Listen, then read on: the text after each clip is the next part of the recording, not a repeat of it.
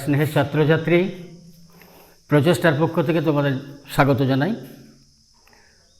আমি তোমাদের সঙ্গে ইতিহাস বিষয়ে আলোচনা করছি।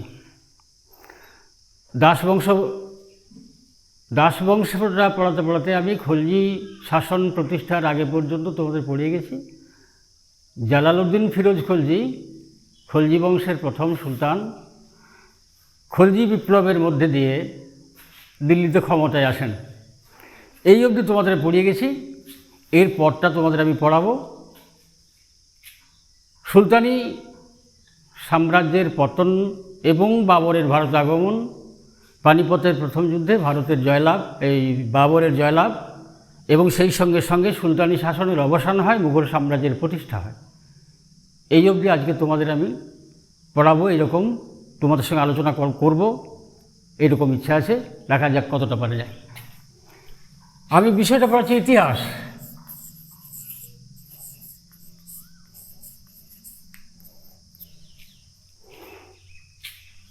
চ্যাপ্টার হল খলজি বংশ পড়াবো, খলজি থেকে তুগলক।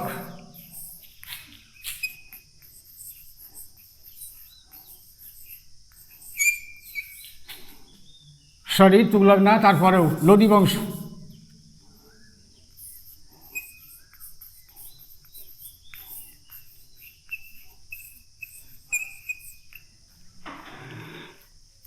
তোমরা শুনেছ এর আগের ক্লাসে 1206 খ্রিস্টাব্দে দিল্লি সুলতানির সূচনা হয়। তার আগে 1192 খ্রিস্টাব্দে মোহাম্মদ ঘুরি, আফগানিস্তানের ঘুর রাজ্যের শাসক, তরাইনের দ্বিতীয় যুদ্ধে তৃতীয় পৃথ্বীরাজ চৌহানকে পরাজিত এবং নিহত করে দিল্লি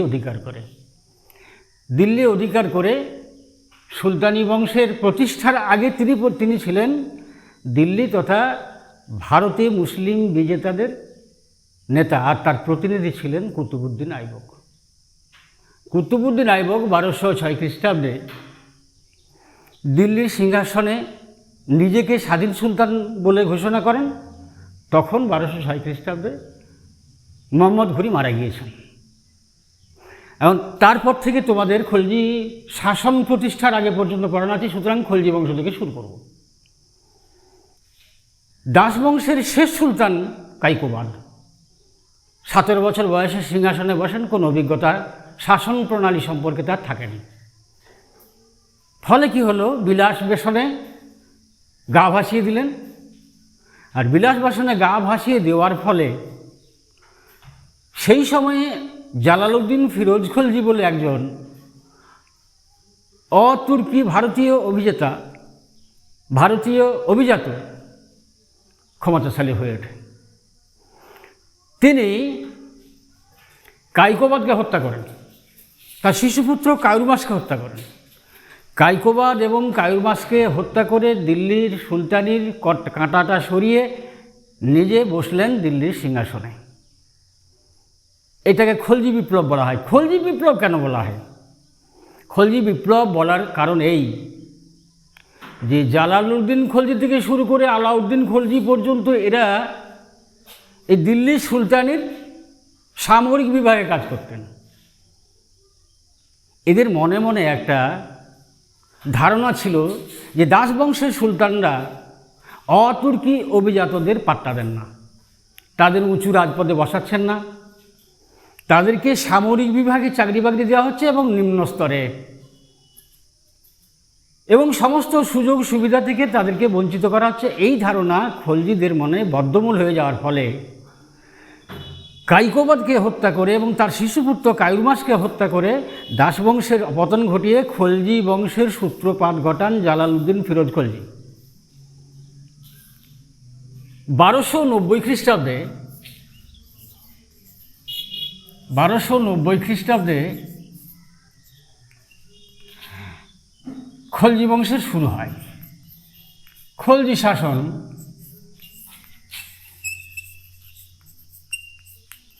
শুরু।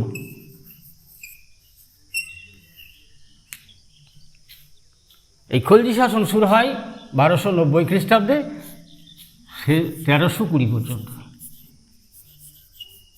1320 খ্রিস্টাব্দ পর্যন্ত। কিন্তু জালালউদ্দিন ফিরোজ খলজি বেশি দিন সিংহাসনে থাকতে পারলেন না। তার একটা বড় কারণ হচ্ছে আলাউদ্দিন খলজি ছিলেন খুব উচ্চাকাঙ্ক্ষী, উচ্চাভিলাষী এবং ষড়যন্ত্রকারী। তোমরা জানো যে জালালউদ্দিন খলজি আলাউদ্দিন খলজির কাকা, সেই সঙ্গে শ্বশুরমশাই। কিন্তু ক্ষমতা এমন একটা জিনিস যে শ্বশুরমশাইকে হত্যা করে তিনি দিল্লির সিংহাসনে বসলেন। দিল্লির সিংহাসনে বসার পরে তিনি দেখলেন যে উত্তর ভারতে সুলতানি শাসন প্রতিষ্ঠা হয়ে গেছে। এবার দক্ষিণ ভারতে অভিযান চালালেন তিনি। দক্ষিণ ভারতে অভিযান চালিয়ে দৌড়সমুদ্র, রণথম্ভর, কাম্বে, মাদুরাই এগুলো তিনি জয় করলেন। জয় করে কাম্বে শহরে এলেন তিনি। কাম্বে শহরে এসে দেখলেন একটি সুদর্শন যুবক। তার মুখ দেখেই আলাউদ্দিন খলজি বুঝতে পেরেছিলেন যে এই ছেলেটির ভেতরে একটা প্রতিভা লুকিয়ে আছে। তিনি হলেন মালিক কাফুর। দক্ষিণ ভারতের মাদুরাই থেকে তিনি তাকে নিয়ে এসেছিলেন এবং তার সবচেয়ে বড় রাজনৈতিক পদ, বড় সামরিক পদ, সামরিক বিভাগের প্রদান করেন তিনি। একই সঙ্গে মালিক কাফুর ছিলেন আলাউদ্দিন খলজির বিশ্বস্ত সেনাপতি এবং মন্ত্রী। আলাউদ্দিন খলজির ভাগ্যের চাকা, সাম্রাজ্য বিস্তারের চাকা সামনের দিকে এগিয়েছিল শুধুমাত্র মালিক কাফুরের জন্যে। কি বললাম নামটি? মালিক কাফুর।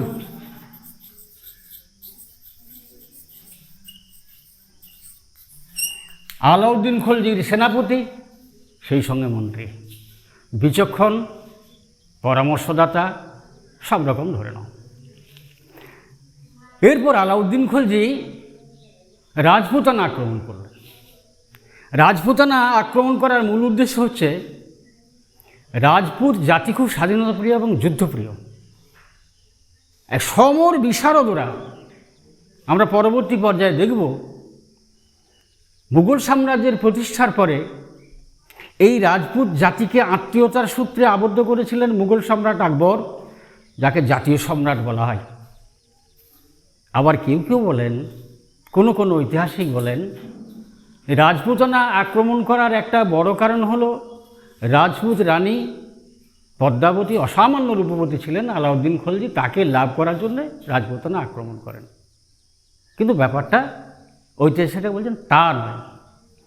রাজপুতানাটা দিল্লি সাম্রাজ্যের অধীনে নিয়ে আসা, রাজপুতানাটাকে জয় করা আলাউদ্দিনের পক্ষে খুব বড় একটা কর্তব্য ছিল। কারণ দিল্লি সুলতানির পথে রাজপুতানা একটা অন্তরায় হতে পারে।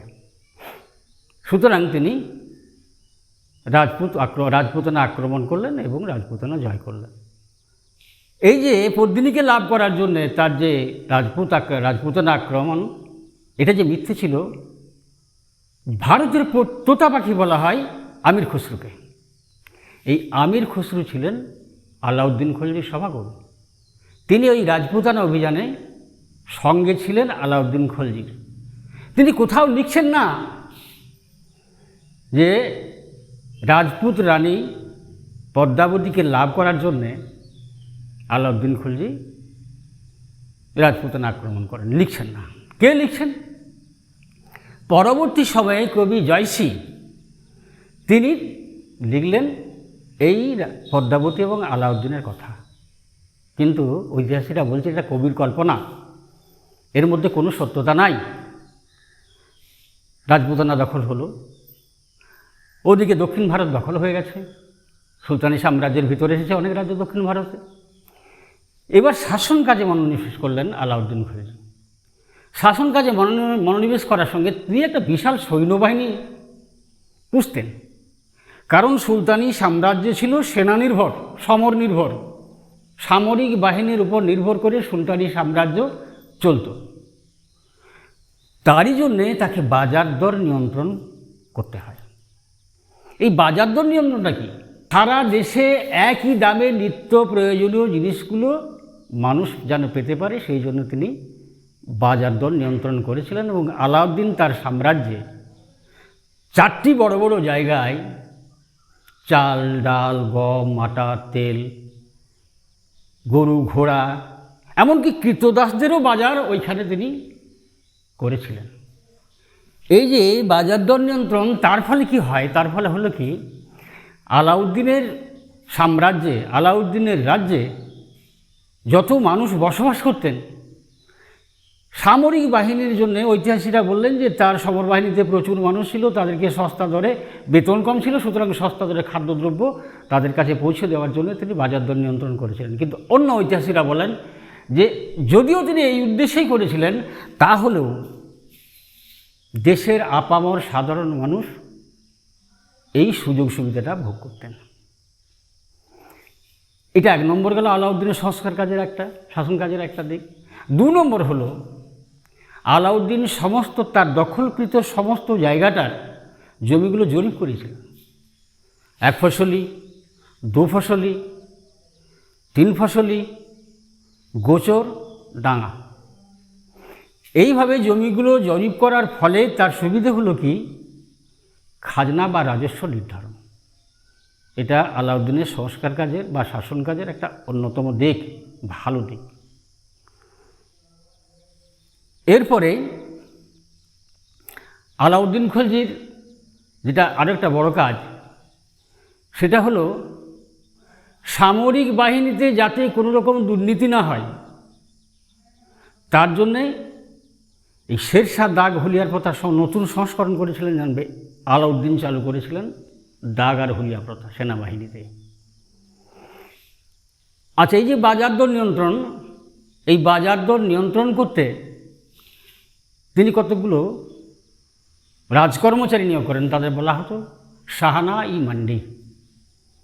এরা বাজার দর নিয়ন্ত্রণ ঠিকমতো হচ্ছে কিনা, ওজন ঠিক দিচ্ছে কিনা, বাজারে ঠিকমতো জিনিসের দাম একই নেওয়া হচ্ছে কিনা, সেইগুলোর হিসাব নিকাশ রাখতেন। আর যে সমস্ত ব্যবসাদার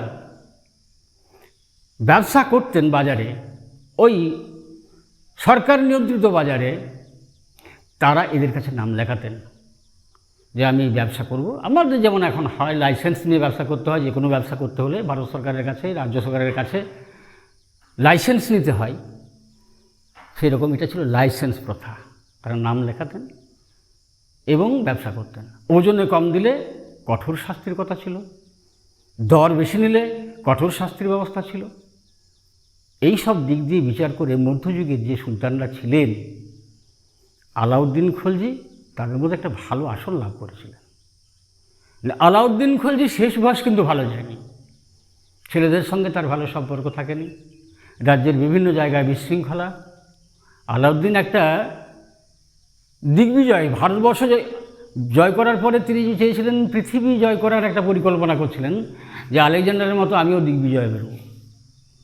কিন্তু তার সভাসদবর্গ, তার পরামর্শদাতারা তাকে বললেন যে এইটা করা ঐতিহাসিক ভুল হবে, সুতরাং এখান থেকে তিনি সরে এলেন।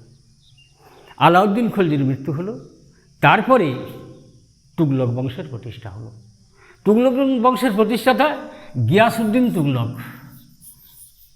কেউ বলেন যে গিয়াসউদ্দিন তুগলক মোহাম্মদ বিন তুগলকের কাকা, কোথাও বলেন না বাবা। তুগলক বংশের প্রতিষ্ঠাতা গিয়াসউদ্দিন তুগলক। গিয়াসউদ্দিন তুগলকের পরে সুলতান হলেন তার ছেলে বা ভাইপো মোহাম্মদ বিন তুগলক। ছোটোবেলায় নাম ছিল জুনা খাঁ। জুনা খাঁ নাম ছিল ছোটোবেলায়, মোহাম্মদ বিন তুগলক উপাধি নিয়ে তিনি দিল্লির সিংহাসনে বসলেন। ইতিহাসে অনেক ঐতিহাসিক তাকে পাগলা রাজা বলেন। দিল্লি সুলতানি লাভের পরে তিনি দেখলেন যে এই দিল্লি শহরটা এমন একটা জায়গার অবস্থান, যে জায়গাটা দিল্লি সুলতানির মিডিলে নয়, মধ্যস্থলে নয়।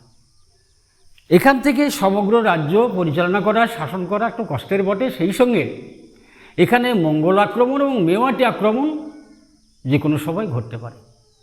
মঙ্গল আক্রমণ করতে গিয়ে তোমরা জানো গিয়াসউদ্দিন বল হিমশিম খেয়েছিলেন, তার বড় ছেলে মোহাম্মদ প্রাণ দিয়েছিলেন।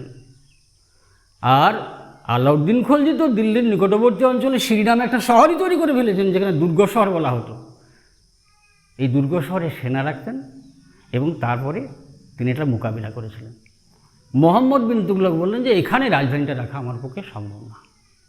দক্ষিণ ভারতের দেবগিরিতে তিনি রাজধানী স্থানান্তর করবেন মনস্থির করলেন। সেই সঙ্গে সঙ্গে হুকুম হয়ে গেল যে জায়গাটাতে গাছপালা যেখানে যা আছে কেটে দেবগিরি শহরটাকে সুন্দর করে সাজাও, নাম দিলেন দৌলতাবাদ। এইখানে ঐতিহাসিকরা বলছেন যে দিল্লি থেকে দেবগিরিতে রাজ্যের কেন্দ্রে অবস্থিত যেহেতু জায়গাটা ছিল, সেই হেতু এখানে রাজধানী স্থানান্তর করাটা তার কোনো ভ্রান্ত নীতি থাকেনি বা ভুল সিদ্ধান্ত থাকেনি। কিন্তু যে ভুল সিদ্ধান্তটা ছিল সেটা হলো দিল্লির আপামর জনসাধারণকে হুকুম দিয়ে বসলেন যে সব ব্যাগেন ব্যাগেজ চলে চলো দক্ষিণ ভারতে দৌলতাবাদে। এই হুকুম দেওয়ার ফলে দিল্লি শহরের অধিবাসীরা সুলতানি হুকুমকে অগ্রাহ্য করতে পারলেন না। স্বৈরাচারী হুকুম এবং একনায়কতন্ত্রের হুকুম, গণতন্ত্র তো থাকেনি তখন যে মানুষ ভোট দিয়ে নির্বাচিত করেছে, তা না, সামরিক বাহিনীর উপরে। সুতরাং মানুষ শুরু করলো দিল্লি থেকে দেবগিরি যেতে। কিন্তু পথিমধ্যে বহু মানুষ মারা গেলেন, নির্যাতন ভোগ করলেন। কিছুদিন আবার দৌলতাবাদ দেবগিরিতে থাকার পরে তুগলক বললেন এখানে আর না, চলো আবার দিল্লি ফিরে চলো। সিদ্ধান্তটা ঠিক থাকেনি। 2 নম্বর হলো শাসন কাজের সুবিধার জন্য সেই সময় কিন্তু রূপ এবং সোনা রাজকোষে টান পড়েছিল। সুতরাং তিনি করলেন কি না, তামার নোট চালু করলেন। এই তামার নোটটা চালু করবার আগে তার উচিত ছিল, ঐতিহাসিকরা বলছেন তামার নোট তামা সহজ প্রাপ্য, সুতরাং সহজেই তামা পেতে পারে মানুষ, এবং চোরা কারবারি যারা, ভেজালদার যারা, জালকারী যারা, তারা নোট জাল করতে পারে। এই ভাবনাটা মোহাম্মদ বিন তুগলকের মাথায় আসেনি। তার ফলে কি হলো, তামার নোট চালু করার পরে কিছুদিনের মধ্যেই বাজার একদম জাল নোটে ভরে গেল।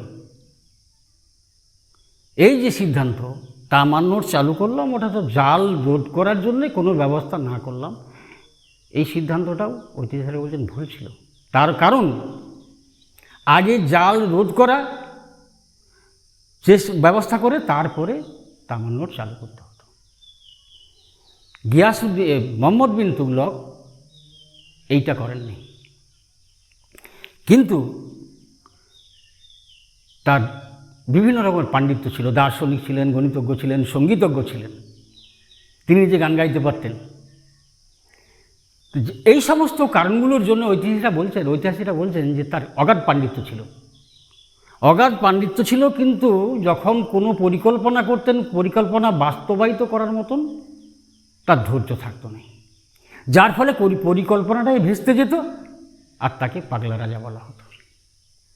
এই মোহাম্মদ বিন তুগলক প্রজাহিতই শোনার জন্যে যখন খরা হতো, অনাবৃষ্টি হতো, বন্যাতে ফসল ভেসে যেত, তখন একটা ঋণ দিতেন, ঋণটার নাম তকাভি।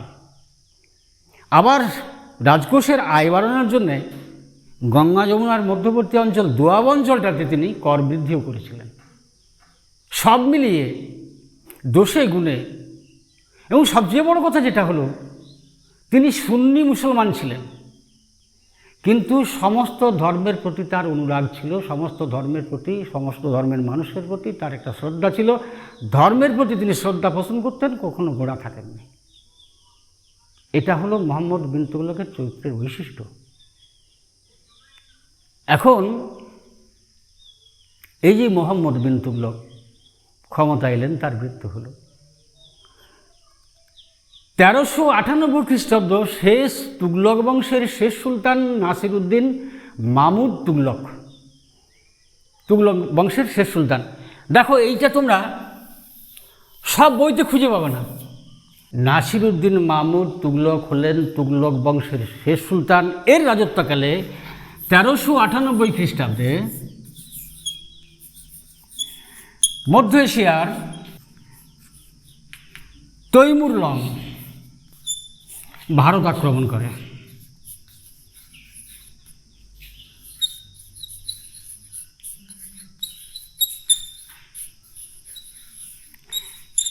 এই ভারত আক্রমণ করার পরে দিল্লি শহরটাকে তিনি একবারে ধ্বংস করে দিলেন। লুট তো করলেনই, একেবারে রাজকোষ থেকে শুরু করে সোনা দানা হিরে জহরত টাকা পয়সা সব লুট করলেন। সেই সঙ্গে একটা ধ্বংসযজ্ঞ শুরু হলো, সেনাদের দিয়ে তিনি ইমারতগুলো ভাঙতে শুরু করলেন এবং নরমেধ যজ্ঞ শুরু করলেন। এত মানুষ মেরেছিলেন যে দিল্লিতে সেই সময় সুফি সাধকদের বসবাস ছিল। সেই সুফি সাধকদের এত বেশি বসবাস ছিল যে দিল্লিকে বলা হতো হাজরাতে দিল্লি, কারণ সুফি সাধকদের এ দেশের হিন্দু মুসলমান নির্বিশেষে হজরত বলতেন। আমরা যেমন আগে বলি, স্যার বলি, জি বলি, সাধু বাবাজি বলি, হিন্দু সন্ন্যাসীদের শ্রদ্ধার সঙ্গে আমরা সাধু বাবাজি বলি। তো এদেরকে শ্রদ্ধার সঙ্গে হিন্দু মুসলমান সবাই বলতেন হজরত। এরা গেলেন দরবার করলেন তৈমুল্লঙ্গের কাছে। তৈমুল্লঙ্গের কাছে দরবার করলেন, করার পরে তিনি এই হত্যাযজ্ঞটা বন্ধ করলেন আর লুট করলেন দিল্লিকে। পরে হলো কি, ফলে দিল্লি সুলতানের তুগলক বংশের পতন হয়ে গেল। তুগলক বংশের পতন হওয়ার পরে খিজির খাঁ নামে একজন উচ্চাভিলাষী, তিনি সৈয়দ বংশের প্রতিষ্ঠা করেন। খিজির খাঁ সৈয়দ বংশের প্রতিষ্ঠা করলেন বটে, কিন্তু সবচেয়ে মজার কথা কি জানো, যে অন্যান্য সুলতানরা স্বাধীনভাবে সুলতান করত, নিজেকে সুলতান বলে অভিষিক্ত করত, নিজেকে সুলতান বলে পরিচয় দিত এবং তাদের নোটগুলো, টাকা যে মুদ্রা ছিল সেই মুদ্রাগুলো নিজের নামে হতো। এই খিজির খাঁ কিন্তু এই নিজের নামে নোট বা মুদ্রা চালু করলেন না। ফলে কি হলো, ঐতিহাসিকরা বলছেন যে তার আনুগত্য ছিল মঙ্গলদের প্রতি, তাতারদের প্রতি, সুতরাং নিজে কোনো রকম নোট চালু করলেন না। সৈয়দ বংশের পরে লোদি বংশ এলো দিল্লির সুলতানিতে। কে প্রতিষ্ঠাতা? বাহলুল লোদি। বাহলুল লোদি দিল্লিতে লোদি বংশের প্রতিষ্ঠাতা। লোদি বংশের শ্রেষ্ঠ সুলতান সিকান্দর লোদি, শেষ সুলতান ইব্রাহিম লোদি। এই ইব্রাহিম লোদিকে পানিপথের প্রথম যুদ্ধে 1526 খ্রিস্টাব্দে মুঘল বীর বাবর পরাজিত করেন এবং দিল্লি সুলতানের অবসান ঘটিয়ে ভারতে মুঘল রাজবংশের সূচনা করেন এই বাবর। তো বাবর প্রতিষ্ঠিত এই বংশের নাম মুঘল। এখন এই মুঘল কথাটা কোত্থেকে এলো, বাবর কে, কী তার বংশ পরিচয়, এই বাবরকে সিংহাসনে বসিয়ে তার বংশ পরিচয় জানিয়ে আমি তোমাদের এই ক্লাসটা শেষ করব। বাবর হলেন মধ্য এশিয়ার সমরকন্দ বলে একটা জায়গা আছে, সেখানে ফরগনা বলে একটি রাজ্যের রাজা ছিলেন বাবরের বাবা ওমর শেখ মির্জা। বাবরের বাল্য নাম জহিরুদ্দিন মোহাম্মদ। বাবর কথাটার অর্থ হলো সিংহ। জহিরুদ্দিন মোহাম্মদ বাবর 11 বছর বয়সে বাবাকে হারালেন। 11 বছর বয়সে বাবাকে হারানোর ফলে বিমাতার সঙ্গে তার একটা গণ্ডগোল বেঁধে গেল। বিমাতা তাকে রাজ্যচ্যুত করলেন, তাড়িয়ে দিলেন। তিনি বারে বারে চেষ্টা করেছেন পিতৃভূমি সমরকন্দ জয় করবার, কিন্তু সমরকন্দ জয় করতে পারেননি। তিনি বেরিয়ে পড়লেন ভাগ্যান্বেষণে। কে এই বাবর? বাবরের বংশ পরিচয় দিই। মধ্য এশিয়াতে মঙ্গোলিয়া বলে একটা জায়গা আছে, এই জায়গাতে ছিল মঙ্গলদের বসবাস। এই মুঘলদের বসবাস, এই মঙ্গোলিয়া থেকে মঙ্গোলিয়া, মঙ্গল থেকে মুঘল বা মোগল কথাটা এসেছে। এই বংশের তেমুজিন বলে একজন, তেমুজিনের বাবা ছিলেন ইউসেকিআই, কথাটা আমার উচ্চারণে ত্রুটি হতে পারে, ইউসেকিআই। ছেলের নাম তেমুজিন বা তেমুচিন। এই তেমুজিন দুর্ধর্ষ নেতা, দুর্ধর্ষ বীর, এই জন্যে তার উপাধি হয়েছিল কিনা চেঙ্গিজ খাঁ। চেঙ্গিজ কথাটার মানে হলো পৃথিবী দাহনকারী, জ্বালিয়ে দেওয়ার মতন ক্ষমতা রাখত, এত বড় দুর্ধর্ষ বীর ছিল। এই চেঙ্গিজ খাঁয়ের দ্বিতীয় ছেলের নাম ছিল চাগতাই খাঁ। এই চাগতাই খাঁ তুর্কি ছিলেন বলে ভারতে মুঘল বংশের যে পরিচয়, তাদের বংশ পরিচয় হলো চাগতাই তুর্কি। বাবরকে সিংহাসনে বসালাম। বাবরকে সিংহাসনে বসিয়ে পরবর্তী মুঘল সাম্রাজ্য সম্পর্কে তোমাদের পড়াবো তখন এই বাবর থেকে আবার শুরু করব। আজকের মতো এই পর্যন্তই। তোমরা ভালো থাকো, সুস্থ থাকো, আর ক্লাসগুলো দেখো। তোমাদের কাছে ছাত্রছাত্রীদের কাছে একটা আবেদন রাখছি যে তোমরা মন্তব্য করতে থাকো। এই যে পড়াশোনা করাই তোমাদের সামনে ইতিহাস বিষয়ে আলোচনা করি, এখানে যদি কোথাও তোমাদের মনে হয় যে একটা তথ্যের ভুল দিয়েছি, রিমার্ক করো। আমি তোমাদের নাম্বার দিয়ে দিই 9933883333 2 4 6 8 10 এই নাম্বারে রিমার্ক করো। এবং মানুষ সমালোচনার ঊর্ধ্বে নয়, আমিও মানুষ, সুতরাং তোমরা গঠনমূলক সমালোচনা করবে, কনস্ট্রাকটিভ ক্রিটিসাইজ করবে, যাতে করে আমি সংশোধিত হতে পারি কোথাও ভুল হলে। আর বিদগ্ধ জন পণ্ডিত মানুষ যারা লিখছেন, যারা ইতিহাসবেত্তা, ইতিহাসবিদ, তাদের কাছে অনুরোধ থাকলো যদি ভুল থাকে কোথাও এই নাম্বারে রিমার্ক করে পাঠান। আমার যদি কোথাও কোনো ত্রুটি থাকে, আমার মনে হয়েছে মেজর ভুল আমি কোথাও করিনি, যদি মাইনর ভুল কোথাও থাকে আমাকে দেখাবেন। এটা বিদগ্ধজনদের প্রতি আবেদন। আর ছাত্রছাত্রীদের বলছি, তোমরা ভালো করে দেখো, খুঁটিয়ে দেখো, কোথাও ভুল থাকলে আমাকে বলবে, আমি পরবর্তীতে সংশোধন করবো। আজকের মতো আসি, পরবর্তীতে আবার আসবো।